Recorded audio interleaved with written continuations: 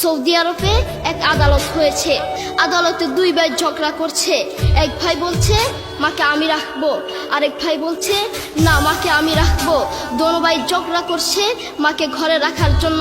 এরপর এক ভাই মাকে নিয়ে চলে যাচ্ছে, আরেক ভাই মাটিতে গড়া দিতে দিতে অবস্থা খারাপ।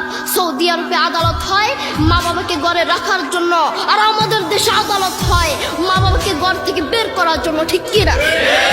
যুবক, তোমাকেই বলছি, তোমার বন্ধু তোমার আপন নয়, তোমার বউ তোমার আপন নয়, তোমার শ্বশুর শাশুড়ি তোমার আপন নয়। এই পৃথিবীর বুকে আপন হলো তোমার মা এবং তোমার বাবা। করোনা আসার পরে প্রমাণ করে দিয়েছে কে আপন। এক মেয়ে তার মাকে ফোন করে বলছে, মা আমার স্বামীর করোনা হয়েছে। মা বললেন সাবধান, তার কাছে যাবি না, আমি সকালে সিএনজি পাঠিয়ে দিব, তুই টপ করে সিএনজিতে উঠে যাবি। এটার নাম দুনিয়া, এটার নাম দুনিয়া। করোনা হওয়ার পরে বন্ধু বন্ধুর কাছে যায় নাই, করোনা হওয়ার পরে শ্বশুর শাশুড়ির কাছে যায় নাই, করোনা হওয়ার পরে স্বামী স্ত্রীর কাছে যায় নাই, কিন্তু করোনা হওয়ার পরে এখনো ইতিহাস আছে মা তার ছেলেকে গিয়ে চুমু খেয়েছে। করোনা হওয়ার পরে এখনো ইতিহাস আছে বাবা তার ছেলেকে কাঁধে নিয়ে হাসপাতালে গিয়েছে, ঠিক কিনা? যুবক, তুমি তোমার মাকে কিছু মনে করছো না। তোমার মাকে তুমি ঘর থেকে বের করছো। ছেলে বিদেশ থেকে এসেছে, এসে শ্বশুর বাড়িতে গিয়েছে, তারা তাকে উল্টা পাল্টা বুঝিয়েছে। এখন বাড়িতে এসে সে বলছে, মা তুমি আমার টাকায় খাও, আমার ঘরে থাকো, আবার আমার বউকে পিটাও। এই কথা শোনার পরে কি কোনো মার কলিজা আছে? মা বাথরুমে গিয়ে আধা ঘন্টা কাঁদতে লাগলেন।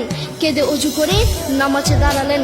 নামাজ পড়ে আল্লাহর কাছে বলতে লাগলেন, আল্লাহ তুমি আমার মার উপর রাগ করিও না, আমার ছেলের উপর রাগ করিও না, ও ভুল করেছে, তুমি আমার ছেলের উপর রাগ করিও না, আমি আমার ছেলেকে বুঝাবো।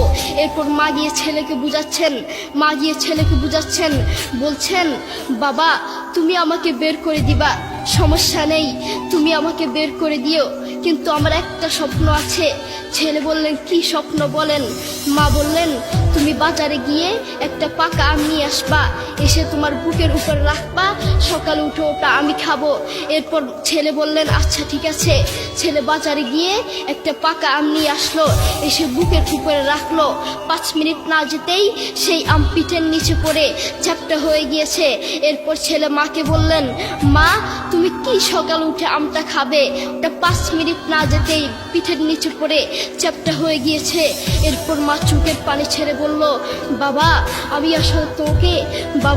আমি আসলে তোকে খাওয়ার জন্য বলি নাই, আমি আম খাওয়ার জন্য বলি নাই, আমি তোমাকে বুঝার জন্য বলেছি।